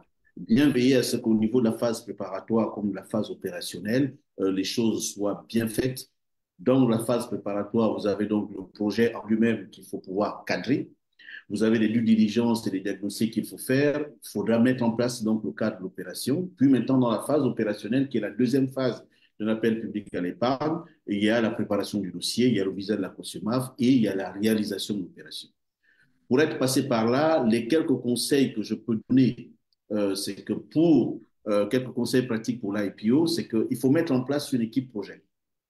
C'est indispensable, constituée de professionnels qui seront, eux, ne pas seulement se baser sur ses propres connaissances. Parfois, elles peuvent s'avérer être insuffisantes parce que le marché financier a ses réalités. Mettre en place une véritable équipe projet qui va conduire le projet d'IPO, renforcer en interne la fonction financière. Et là, l'erreur parfois que certains émetteurs privés font, c'est de penser que ils peuvent se passer de la valorisation du titre en interne et qu'ils peuvent eux-mêmes effectuer cette valorisation à partir de leur commissaire aux comptes, alors que les dispositions dans ce cadre-là sont tout à fait différentes. D'où l'intérêt de s'attacher des services des conseillers, vraiment des professionnels du métier, et il y en a sur le marché financier aujourd'hui. Il y a ceux dont c'est le métier, il faut leur faire confiance et choisir une institution indépendante qui va donc faire la valorisation de l'entreprise parce que c'est la valorisation qui va fixer le prix de l'action. Par exemple, quand il s'agit d'un IPO pour augmenter le capital, c'est cette valorisation dont les professionnels vont tous aller en se disant, mais quelles sont les méthodes de valorisation qui ont été utilisées? Est-ce que ce sont des méthodes qui sont éprouvées par rapport au secteur d'activité? Là, on nous parle effectivement du secteur pétrolier. Y a-t-il eu déjà, pour le cas du Congo, une opération de ce type avec une entreprise pétrolière? Les opérateurs congolais donc, vont être obligés d'aller chercher sur d'autres marchés où il y a eu des IPO avec des opérateurs du secteur pétrolier parce que chez nous, l'information sera incomplète. Je le précise et pour terminer en disant, les appels publics à l'épargne, pour que la réussite d'une telle opération soit quasi, on va dire, parfaite, hein, réelle, ça passe par ce que je disais préalablement. J'insiste sur le caractère, l'importance de la digitalisation. La digitalisation nous paraît aujourd'hui un élément qui peut permettre aux couches faibles de la population d'accéder à un certain type de moyens. Ils ont des moyens de paiement qui sont modernes et d'accéder effectivement au marché financier. Il faut que les prochaines opérations sur le marché financier prennent en compte la réalité de la digitalisation. Nous avons plein de jeunes dans nos pays qui peuvent assez facilement mettre en place des programmes pour que tout ceci se fasse le plus facilement. Derrière, une bonne gouvernance des fonds collectés et bien sûr un résultat. Un résultat, parce que si l'argent est collecté et qu'on ne voit pas à quoi ça a servi, on va continuer à alimenter la suspicion, on va continuer à alimenter des éléments de crainte de la part donc, des investisseurs et malgré toutes les opérations qui pourraient éventuellement être présentées par les acteurs du marché financier, nous risquons d'être exactement aujourd'hui sur ce que nous faisons, l'État avec les emprunts obligataires, quelques opérateurs privés pour ce qui concerne donc les cessions ou les augmentations de capital social en passant par des IPO. L'objectif, c'est de rendre plus dynamique les places financières, la place financière d'Afrique centrale. Je le dis encore que les États n'ont peut-être pas choisi les bonnes entités qui doivent entrer en bourse. Si l'État congolais, par exemple, qui doit avoir des actions dans Total, libérer tout ou partie de ces actions en total sur le marché financier de l'Afrique centrale, vous verrez l'engouement. Si l'État gabonais faisait la même chose pour un certain nombre de fleurons de l'économie gabonaise, de mon point de vue, j'ai l'impression que les États n'ont pas toujours choisi les bonnes entreprises qui doivent faire leur entrée à la bourse. Certaines d'entre elles connaissent des difficultés depuis plusieurs années de gouvernance, particulièrement des résultats insuffisants. Mais tant qu'on n'a pas corrigé tout ceci, il n'y a aucun investisseur qui viendra mettre l'argent dans une entreprise qui ne fait pas de résultats depuis plus de 5 ans, qui n'a pas tenu le conseil d'administration depuis plus de 5 ans, mais dont les dirigeants sont toujours en place. Donc, il y a ce travail préalable à faire si on veut effectivement que les investisseurs soient nombreux à suivre les opérations sur la place financière d'Afrique centrale. Merci, docteur Godok. Donc, on a bien noté et on vous remercie pour les conseils et votre partage d'expérience sur l'IPO que vous avez mené. Sans publicité, Forbis Mazar fait partie de ces professionnels qui peuvent aider. Euh, Docteur Kofi, euh, un mot de la fin avant de passer aux questions, s'il vous plaît. Oui, merci, Monsieur Diol. Alors, ce que moi je voulais relever pour ce mot de fin, c'est de dire effectivement que l'appel public à l'épargne, c'est une procédure très, très encadrée, très réglementée, parce dans l'idée, dans le but de protéger l'épargne, les fonds publics qui sont levés. Donc, le régulateur et les pouvoirs publics font de leur mieux pour s'assurer que l'information qui est délivrée par celui qui vient chercher les fonds sur le marché sont cohérentes, sont véridiques, mais il revient aussi à cette population-là, au public à qui cela est adressé, de rester attentif, parce qu'il s'agit quand même d'un investissement.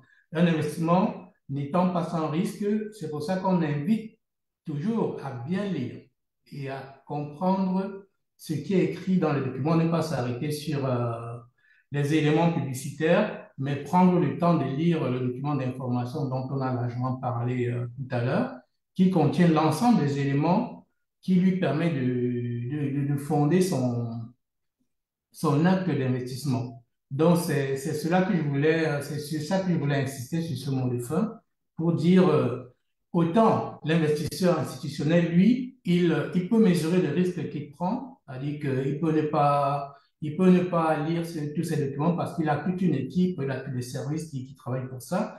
Mais pour le grand public, c'est important de lire pour comprendre et pour ne pas se retrouver face à des situations fâcheuses parce que peut-être on s'attendait à un retour rapide ou bien à certaines choses qui finalement sont déçues. Donc, il faut lire tout ce qui est proposé avant de s'engager. Et aussi, je voulais dire un mot sur un autre aspect de la levée des fonds qui s'adresse à l'investisseur de tous les jours, au petit épargnant, c'est l'épargne collective. Là, on parle des levées de fonds des IPO, mais il ne faut pas oublier que dans le cadre de la gestion collective, il y a également, c'est aussi une forme d'appel public à l'épargne, parce que là, on peut investir sur des produits qui sont qui sont assis sur des documents d'information aussi visés par le régulateur. Donc, tout ce qu'on appelle fonds communs de placement sur notre marché aujourd'hui font l'objet de documents d'information également visés. Et donc, ce sont des produits qui permettent aussi d'investir sur le marché avec des sommes qui sont modestes, mais tout en bénéficiant du même retour d'information, de la même logique d'information, de protection qui entoure les opérations de levée de fonds à travers les IPO. Voilà, je vous remercie. Merci, docteur Kofi, pour ces rappels. C'est très important effectivement, de marquer l'attention sur ces sujets-là. On a eu beaucoup d'initiatives qui sont soldées par des arnaques ces dernières années. Effectivement, il faut faire très attention aux informations qui vous sont transmises et vous assurer effectivement que l'émetteur est passé par toutes les voies légales et réglementaires pour pouvoir collecter votre épargne. Donc, faites attention à ce sujet-là. Je vous remercie encore, Monsieur Kofi, d'avoir mis l'emphase sur ce point parce que c'était important aussi de sortir de ce sujet-là en rappelant aux futurs investisseurs qui nous écoutent de faire très attention aux véhicules dans lesquels ils veulent investir. Euh, donc, on va, avec votre permission, prendre quelques questions. On en a 4 actuellement dans notre chat. On a une première question de Jules qui dit bonjour. Dans un contexte où l'inflation atteint des 6 ou 7%, bon, comment les rendements des investissements sur le marché financier, notamment les produits liés aux appels publics à l'épargne, se comparent-ils aux placements bancaires traditionnels? Là, peut-être la question on va l'adresser à Monsieur Gabumba. Je ne sais pas si vous avez des éléments de réponse sur ce point-là. Comment les produits liés aux appels publics à l'épargne se comparent-ils aux placements bancaires traditionnels? Et quelle est la stratégie que vous recommandez aux investisseurs pour préserver leur pouvoir d'achat et maximiser la rentabilité dans un environnement inflationniste? Donc, on va adresser la question à M. Gabumba et ensuite à M. Goubet, qui sont des professionnels d'intermédiation.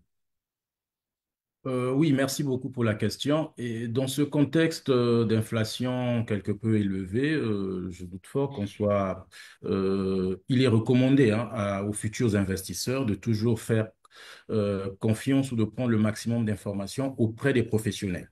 Hein. Ici, en Afrique centrale, nous avons des fonds communs de placement, des asset managers qui sont là pour vous proposer des options de placement qui sont quelque peu à l'abri de soubresauts qui pourraient survenir. Hein. Il y a une combinaison action-obligation qui maintiennent des rendements quelque peu intéressants. Mais il est recommandé de toujours prendre des informations, le maximum d'informations auprès des professionnels pour pouvoir se protéger de possibles pertes. Parce que comme le docteur Kofi l'a dit, des investissements, il y a toujours une partie de risque. Mais quand vous faites conseiller par des professionnels, que nous sommes agréés par la COSUMAF, nous vous proposons des combinaisons de placement qui vous permettront de vous protéger et de protéger votre épargne. Merci, M. Gabumba. M. Goubet, vous voulez rajouter quelque chose sur la question? Oui, juste compléter en rajoutant, je pense que ce qui va être essentiel de regarder en tant qu'investisseur épargnant, c'est réellement qu'est-ce qu'on veut faire. Parce que le rendement n'est pas le seul élément qu'on doit regarder quand on prend une décision d'investissement. Donc, il y a aussi l'exposition au risque qu'on souhaite avoir. Donc, on peut se retrouver à faire un investissement avec un rendement bas, donc plus faible que ce qu'on observe sur le marché, mais parce que forcément, on va sur un investissement qui est beaucoup moins risqué, qui est très sécurisé et qui correspond un peu au projet ou à ce qu'on veut faire du montant qui est placé. Donc, je pense que c'est cette vision d'ensemble qu'il faut avoir. Et effectivement, les différents acteurs de marché, comme nous sommes, pouvons les accompagner les investisseurs dans l'idée de choisir exactement quel est le placement nécessaire en fonction du projet. Parce que c'est surtout ça qu'il faut voir et pas juste avoir cette notion de la recherche du rendement. Donc, il faut vraiment que ce soit associé à ce qu'on veut faire? Est-ce que il s'agit d'un projet de protection du capital? Est-ce que réellement, oui, je suis dans l'optique de la recherche d'un rendement le plus élevé, peu importe le risque? Donc effectivement, là, on peut aller sur des projets, des investissements, des placements qui sont différents.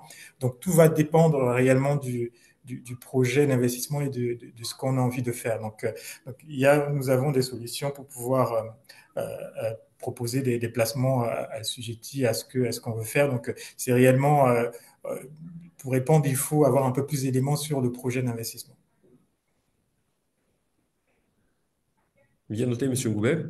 On va prendre une deuxième question, la question de destin, qui pose un problème. Et là, on va adresser la question directement à Monsieur Gabumba.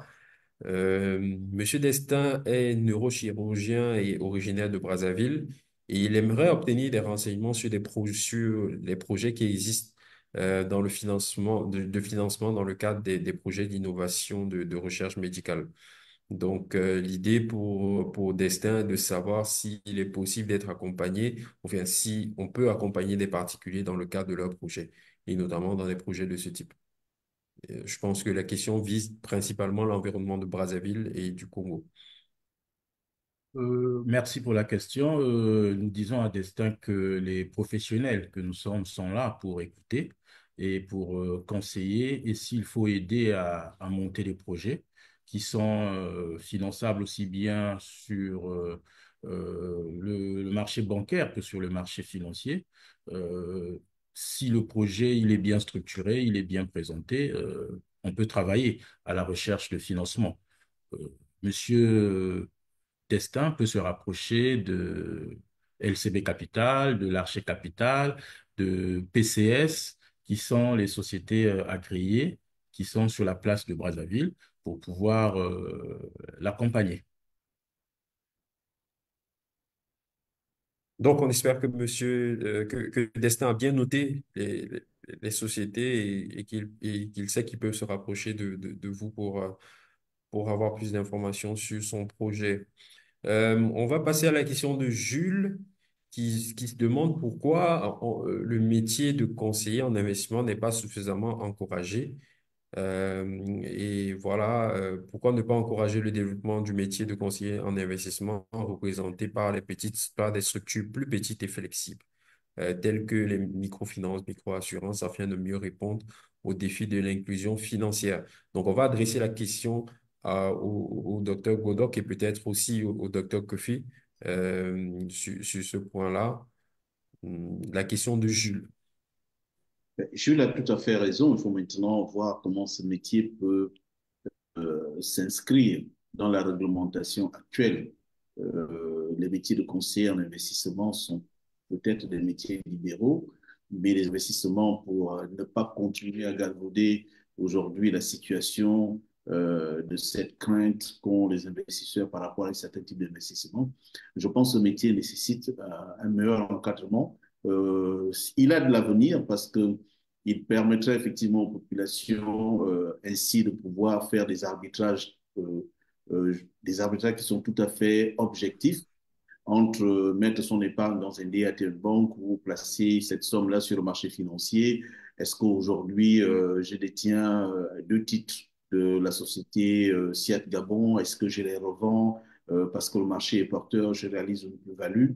Euh, le, le citoyen lambda de la CEMAC n'a pas toujours toute cette connaissance-là des marchés financiers et le conseil en investissement peut, lui, trouver sa place pour pouvoir répondre à ce type de problématiques, de porter les portefeuilles donc des particuliers et d'être non seulement leurs conseils, mais également ceux qui vont permettre de fructifier les différents patrimoines.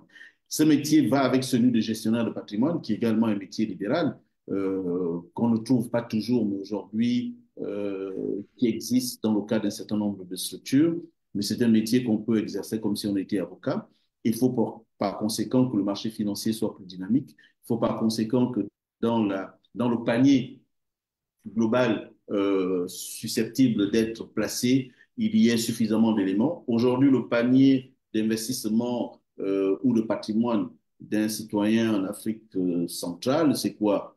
Bon, c'est des revenus du salaire qui ont été placés sous forme d'épargne, généralement dans des banques commerciales, dans des DAT ou dans des comptes d'épargne bloqués. Cet argent qui dort peut servir, il peut très bien servir, mais pour qu'il serve, il faut qu'on le sorte de là et qu'on puisse l'investir dans un instrument, dans un véhicule de financement. C'est parfois du bâtiment qu'on a, c'est des titres fonciers ici et là, qui ne sont pas toujours valorisés à l'année, parce que les gens oublient que chaque année, la terre, ça prend de la valeur. Chaque année, effectivement, il faut regarder quelle est dans le pays la tendance. Est-ce que c'est l'investissement direct? Est-ce qu'il y a une recherche au niveau de ce qui concerne donc les loyers? Il y a quelques titres, mais c'est assez rare dans les portefeuilles des ménages en Afrique centrale. C'est rare de trouver des titres, mais pour pouvoir encourager ces gens-là à aller vers les titres, c'est l'ensemble des conclusions, tout ce qui a été dit. Et oui, c'est un métier d'avenir. Ce métier nécessiterait d'être encadré par le régulateur, de sorte à ce qu'on ne puisse pas avoir des opérations ou alors des acteurs qui ne vont pas suivre les règles, qui vont venir proposer des véhicules de financement, sachant bien sûr qu'il y a des risques beaucoup plus élevés que ceux que le régulateur a autorisé, a autorisé l'exposition des populations. Merci, docteur Godok. Docteur Kofi, vous voulez rajouter quelque chose sur ce point-là? Oui, alors sur cette question, je voulais ajouter que la question m'interpelle sur effectivement sur le travail de vulgarisation que la COSUMAF doit assumer sur le marché. Je dis cela parce que l'activité dont on est en train de parler, le conseil d'investissement financier, c'est bien une activité réglementée sur le marché financier de l'Afrique centrale.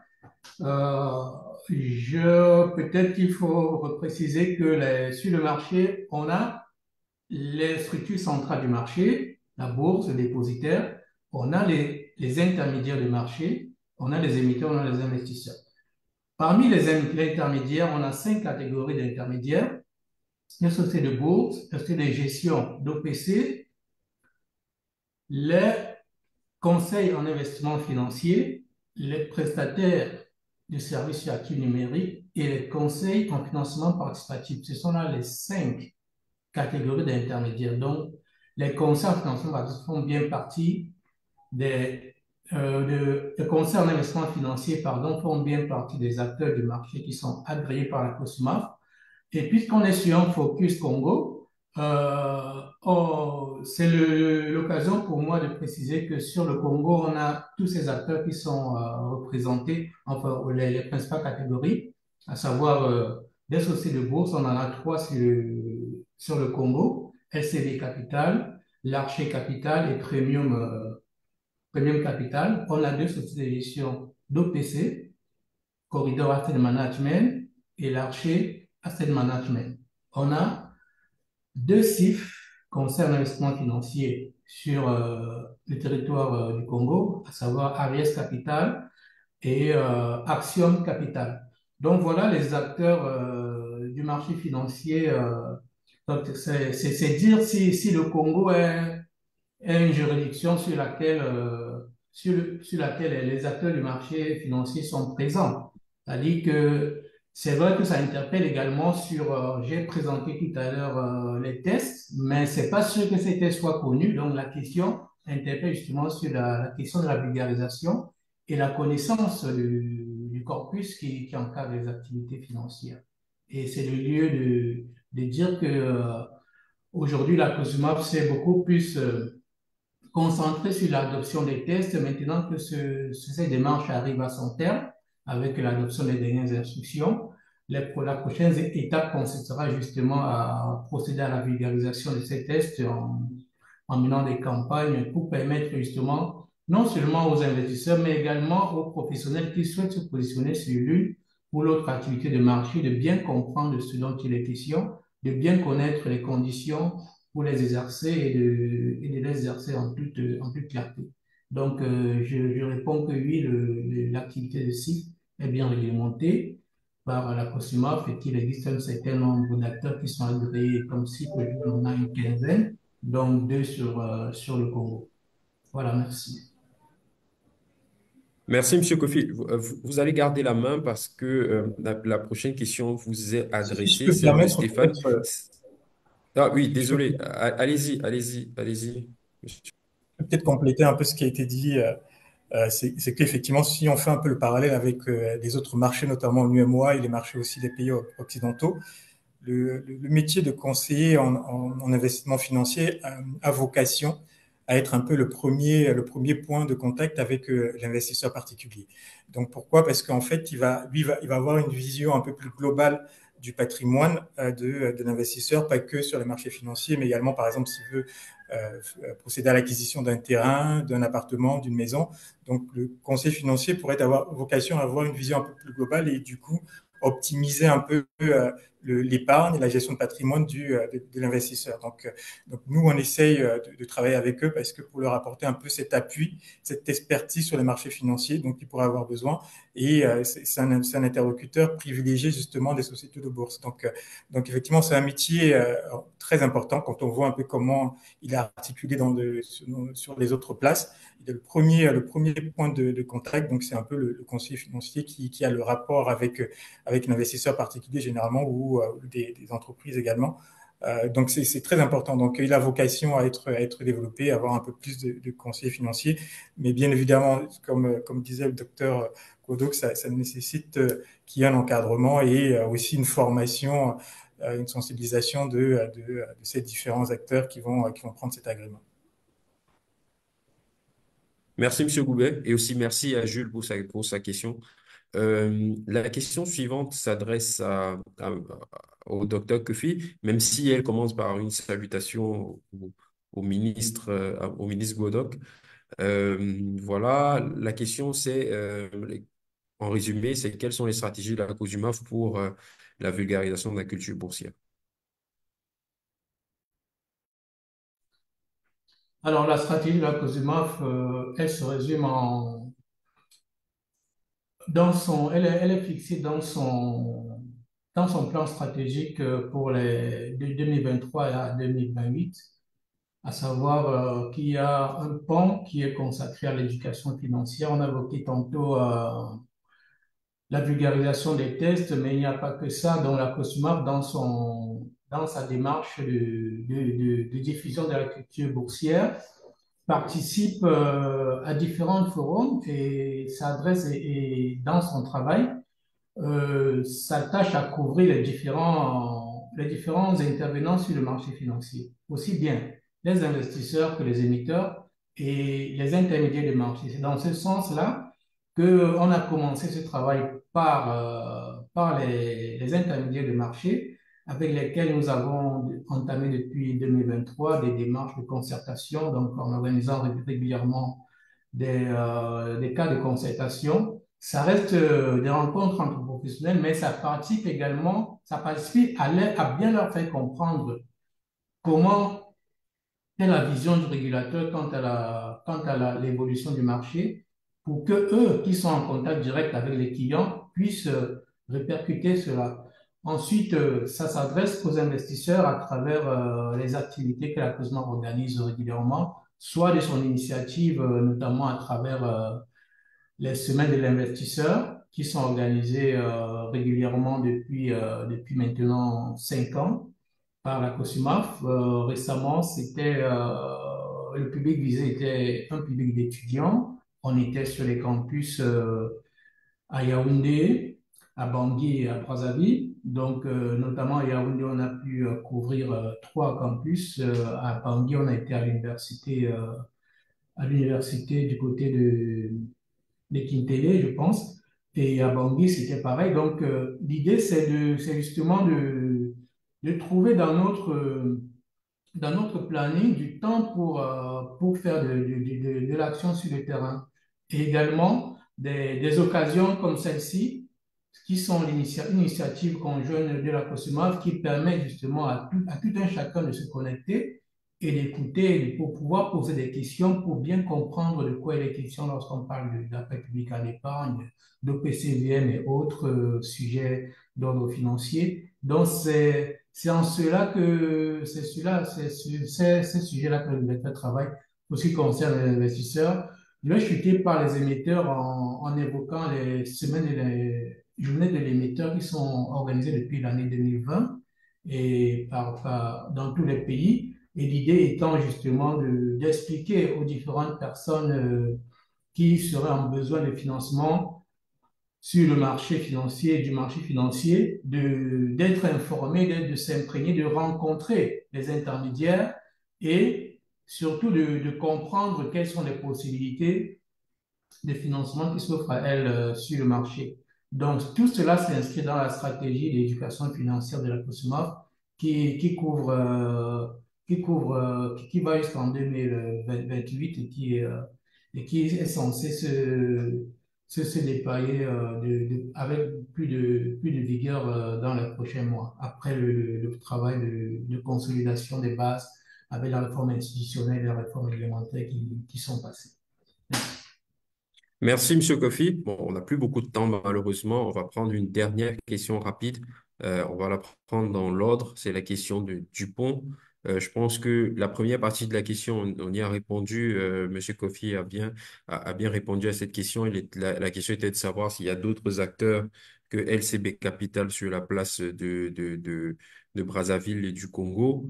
Euh, mais la deuxième partie de la question est de savoir est-ce que les politiques de risque de contrepartie des banques considèrent vraiment les actions, je veux dire, je pense que c'est les actions titres de propriété comme garantie pour un crédit bancaire. Je crois que c'est le docteur Godot qui parlait de ce point-là, qui a évoqué ce point-là tout à l'heure. Docteur Godot, peut-être que notre auditeur veut plus d'informations sur la possibilité de garantir un crédit bancaire par un titre de propriété comme une action.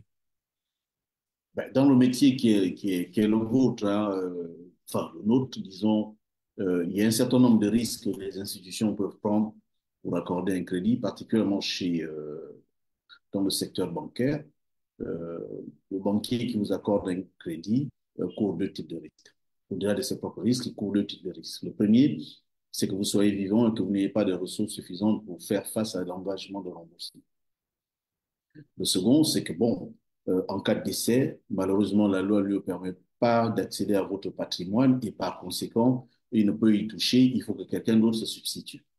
Mais on a constaté de plus en plus que même parfois, lorsque vous disposez de ressources, d'un emploi stable, d'un CDI, les banquiers demandent parfois s'il y a quelqu'un qui accepte d'être votre avalice.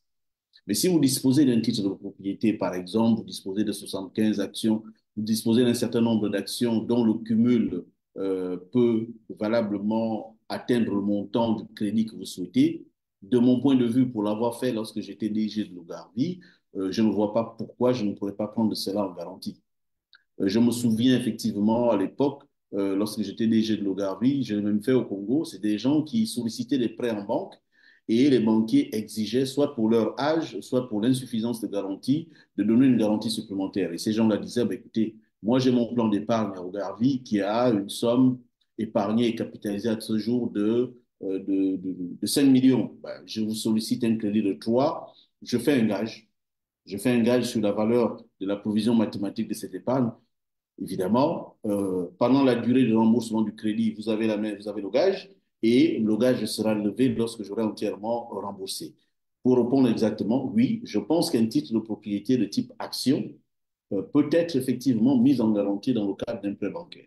Si cela n'est pas aujourd'hui l'usage dans les banques de la sous-région, on ne peut pas les contraindre. Pas les contraindre, mais ailleurs, sur d'autres marchés, cela est faisable. Et cela se fait.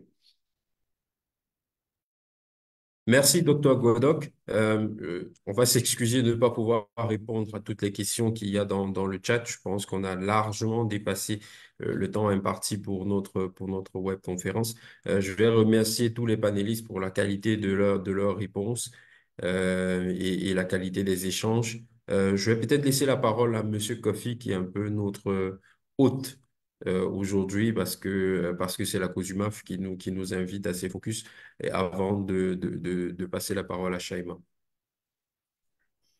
Oui, merci, Monsieur Guidol. Mes remerciements vont aller d'abord à tous les panélistes, tous les intervenants à ce webinaire qui, par leurs interventions, par leurs réponses toujours à la pointe, ont certainement permis à nos auditeurs, à tous ceux qui suivent ce webinaire d'être mieux outillés, d'être mieux renseignés sur le sujet de notre marché. Je remercie également One Forum pour la qualité et le professionnel dans l'organisation de ce webinaire. Donc, merci à toute l'équipe et, et également au public qui, par les questions, contribue à enrichir les échanges. Pour les questions qui n'ont pas pu être adressées, évidemment, on va s'y pencher à travers par des réponses écrites certainement qui viendront après ce séminaire. En tout cas, mon point c'était de dire merci à tout le monde et voilà. On espère qu'on aura du mieux pour la prochaine. Merci. C'est nous. Merci, merci, Dr. Kofi. Euh, on va donc appeler Shaima pour lui repasser la main. Merci, Shaima. Je vous laisse la main. Je crois que votre micro est fermé. Oui.